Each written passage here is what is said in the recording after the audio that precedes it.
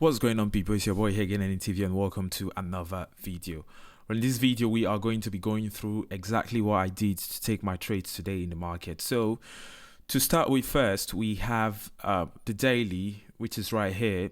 This was a fair value gap that was created from yesterday. And of course, you see, I had like the consequent encroachment of the fair value gap, and then we have this other block that I annotated yesterday. Of course, price can dig in, but I was expecting price to go lower today, so that is my framework using the daily time frame. Now, when it comes to today, the market opened. This was the opening range high and opening range gap low. The first 30 minutes didn't touch the market, and this was a fair value gap that I had already drawn. Then I'm going to take you to the 1 minute. So now we have quite a few things going on here. We have the daily. I was expecting prices to go lower.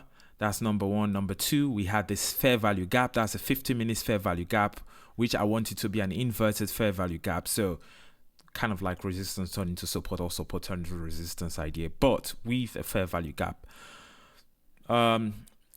At 10 o'clock, so I was waiting to 10, liquidity was swept up here, okay, wait for price, and then this mini liquidity was taken, inside liquidity was taken here. Then I saw this massive push down, massive push all the way down. The dollar wasn't giving me exactly the same thing, so I was expecting dollar to shoot higher, but dollar didn't, so I had to revert to using, this one. So I had to revert back to using SMT, which is right here.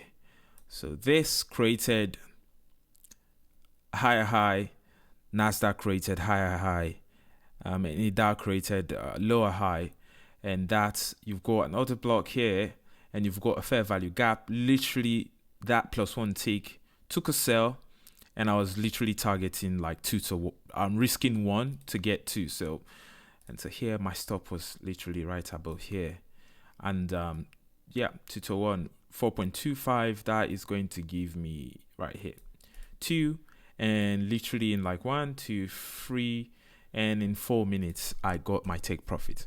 But while that was going on, exactly the same thing I spoke to you lots about yesterday, I kept annotating my chart. It's a fair value gap here, another one here, volume imbalance, fair value gap, until I get to my take profit. So yeah, that was in the AM session. So I just left it, and price just fell. Price kept falling. I was like, oh wow, it's crazy. But then you have to be satisfied. So using this framework to frame my trade, which I was also expecting prices to come all the way down here, which on the daily was this fair value gap, and secondly, we also had this new week opening gap here. So that was what I was looking at. Now, when price got to this point, and this was around 2 p.m., I was expecting prices also to go lower. Why? Because if you go to the 15 minutes, so 15 minutes, this was a fair value gap that was residing inside the new week opening gap here. What happened was price traded down to the daily fair value gap, then traded all the way back up to this 15 minutes fair value gap, also with a consequent encroachment of this new week opening gap. That was what I was looking at, and that framed my trade for a short.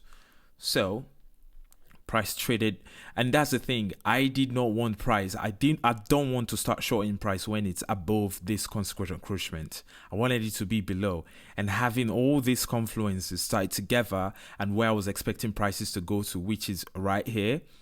I had this, where is it? Okay, right here. As at 211, 212. A little bit of liquidity swept right here, cool. Then I have this sharp move down.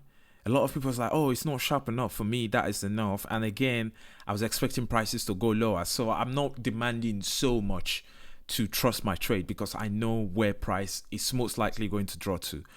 This one, peel down, and then the next thing, retracement up to here, and my stop was right here, so 2.75, and again I was doing 2-to-1, so which is right here.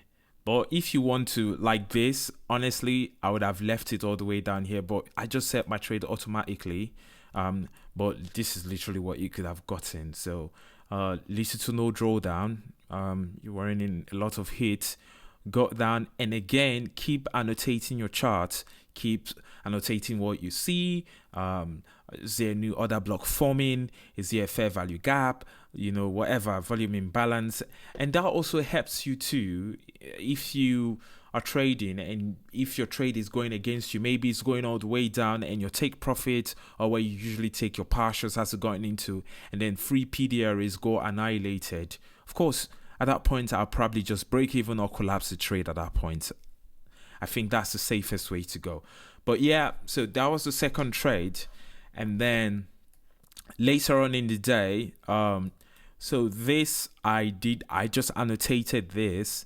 And then later on in the day, this happened. And I want to discuss this because it's really important, and why during the last hour of trading, there are certain things that could happen and you can permit it to happen.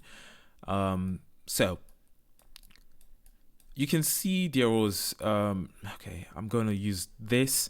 So you can see right here, SMT. So this, the NASDAQ, they make a lower low, while the ES made a lower low. But what happened here was, I was expecting price to maybe tap here and probably go to consequent encroachment. That was what I was expecting. But again, I do my 2-to-1. So I saw this. The reason why I placed my stop below here was, first of all, this is a fair value gap. This is one, okay? Then this right here was another. This is where probably a reclaimed block is going to form, and then you have the consequential encroachment of this, and then I have this low. So I had 1, 2, and 3. So I put my stop right here, but it was a bit nerve-wracking. The reason why it did this was because it's the last few minutes. I think the last 10, 15 or 20 minutes before the close, price tend to gyrate and try to do certain things, get people scared. So once this consequent encroachment was taken, I was like, well, I'm going to leave my stop here just to see what this does. And to my understanding, I think this is just the algorithm trying to, get people out. And if you notice on the Dow, it didn't get people out. Okay. On the Dow, it didn't get people out, but on the NASDAQ, it got people out. So I was using the Dow to also frame and look at, okay, this is a reason why I shouldn't get out, because this was gone. I was like, well, if and only if it trades to the consequent encroachment of this week here for the Dow, then I may consider leaving, because this consequent encroachment was already taken. But as things went, it didn't come close to this consequent encroachment. I was like, okay, that means I am in the right direction. Then of course price started gyrating and I got my 2-to-1. So that is pretty much it for today. Today was absolutely easy. This is one of the easiest days. This is a low resistant liquidity run. Literally trades were like 4-5 minutes here. Here it was like maybe 6-7 minutes, maximum 10 minutes. Spending the maximum was like, it's less than 10 minutes for each trade. And of course this, you're going to let it, of course you enter here, you have this hit, except this one, but the main ones. And if you take this and take that, this, it was very tiny position here. So I wasn't worried because I've made most of my money here and here. So, but yeah, hopefully you find this helpful. Again and again, I keep saying, go on ICT's YouTube, check all those things out. This is just my understanding, what I understand. And that's the thing is, I might see a long here. You might be somebody who's short here, which I'm not right. You're not wrong. We can both be right.